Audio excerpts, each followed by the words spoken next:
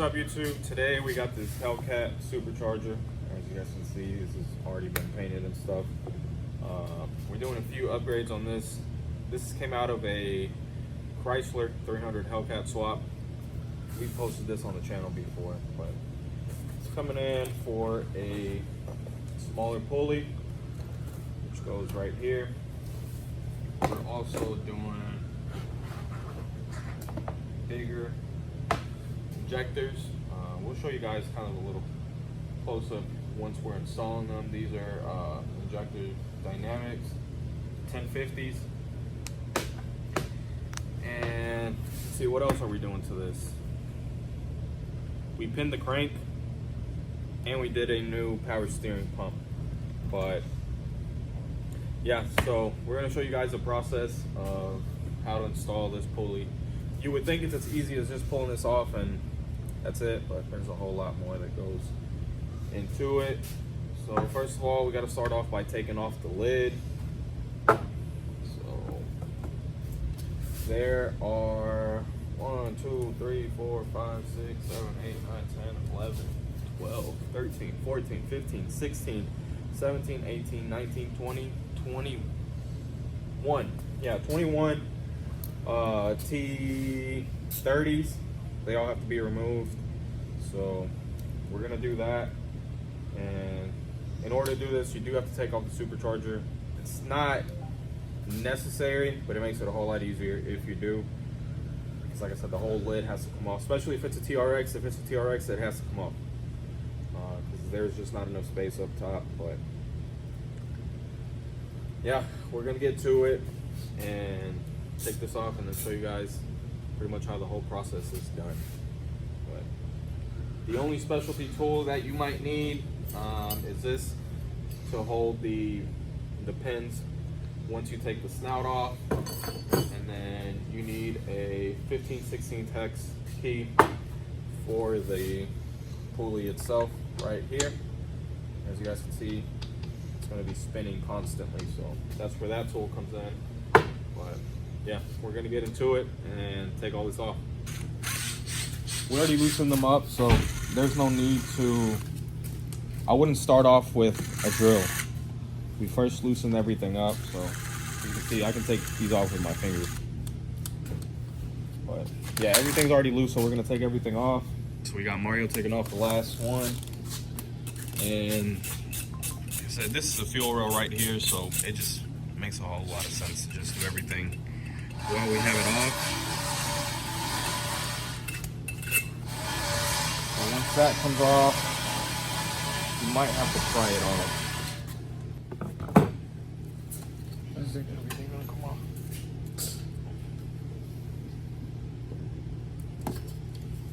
And there is that. Now that we have this off, for anybody that doesn't know how this stuff works, pretty much it's like screws. This is how a supercharger works. So as this spins, it's forcing more air inside. It's called force induction. Make sense? Now for reference, I want to show you guys what a smaller pulley does as well. So this is the pulley right there, the OEM. This is the other one, which is smaller, slightly smaller, not a huge difference, but enough to add more horsepower to it. So obviously a smaller diameter, it's more revolutions. The bigger the pulley is, the less amount of revolutions that it's gonna do, and the smaller the pulley is, the more it's gonna spin the screws inside of here, forcing more air inside. So, you know, everything makes sense. Now the next thing that we're gonna do is remove these right here. All right, and the ones right there they are a different size. These are T27s. Okay, so this part pretty straightforward. 3 screws right there, T27s. That part is off. I'll set that to the side. And then you have, what are those?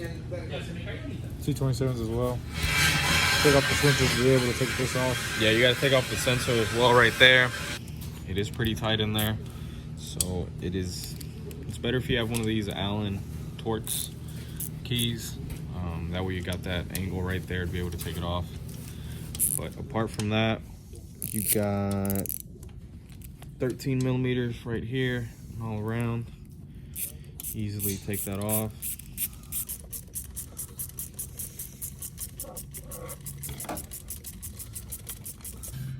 One thing you want to be super careful about are these grommets.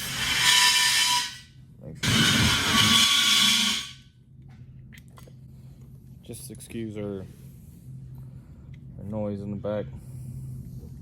This is where this tool comes in handy right here. So obviously on this side, you got this hex key right there. But if you try to take this off, you gotta hold these in the back. So what we're gonna do is part number and everything if anybody needs it. Now there are you can buy this along with this all together. I wish I would have done that because I had to get one of these separately, and these are not very common. So like I said, pretty straightforward. All this does is just hold these on there, put this one over here, your little washer and everything, and it doesn't even need to be on there too tight because, like I said, all you're doing with this tool is preventing it from turning. So since you have the tool at the bottom, it's pretty easy if you get an impact. It's at 15/16. This one's we already broke it loose, so everything just comes off like butter. Boom, there is that. And like I said, just for size comparison, not a huge difference, but there is a slightly smaller, different pulley on there. So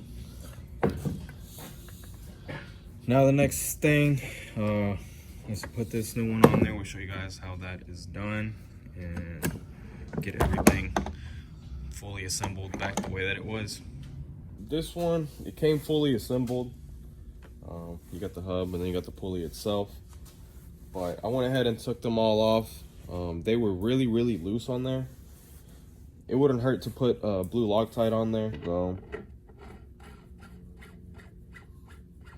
And this is supposed to be tightened to 95 Newton meters, I believe. So you want to set your torque wrench 95 Newton meters. You got this well secured on there, 95 Newton meters. Tighten it up. The next thing is to put the pulley itself on there. And on these, we'll probably put just a little bit of Loctite on there.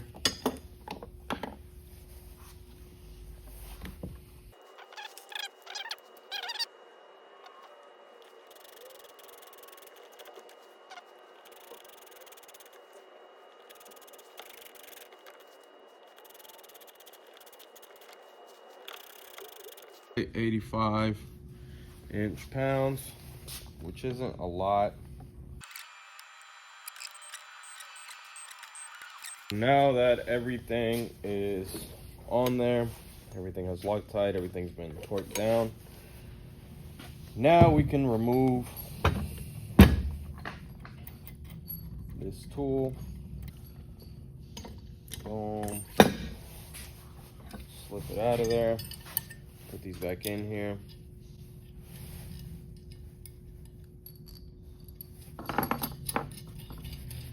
And now it's everything pretty much back the same way that we took it off. So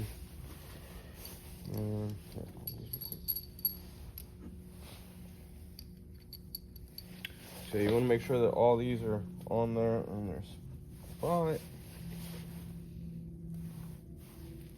It's a little oily in there.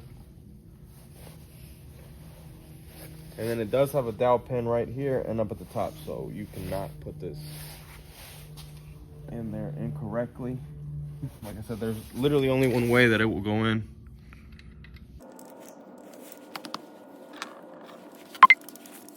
So now that we got everything torqued, now it's all the simple stuff, putting the sensor back on, tightening that, putting the bypass cuff back on, which is this.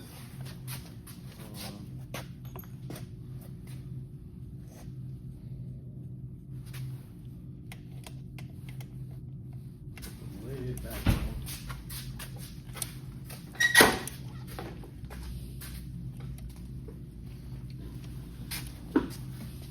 So now that we got the the lid back in its place,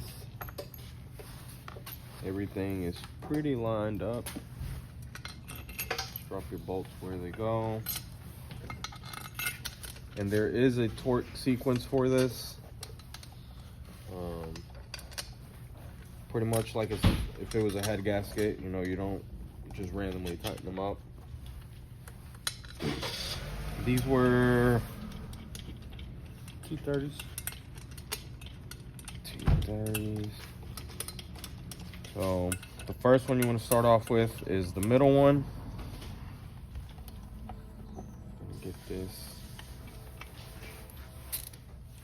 fully tightened on here. All right, so now that everything is torqued down, Mario, what are we doing next? The fuel injectors, so we switch them out. These have 4 bolts. That's 1, 2, and then 2 over here on this side. To be able to take these out, you're gonna loosen them up, and then you're gonna have to use like a pry bar to be able to pop it out, because if you just use them, pulling them out of your hands, it's not gonna work. You would think these are FIC, but that's just the box they came in. These are actually, see if you can see them. Fuel Injector Dynamics. These are 1050s. ID 1050. So these are a little better. These got their clips and everything already on there. Boom. Boom. And there probably is going to be a little bit of fuel that comes out. Don't let it touch your skin, because if it does, then you might die.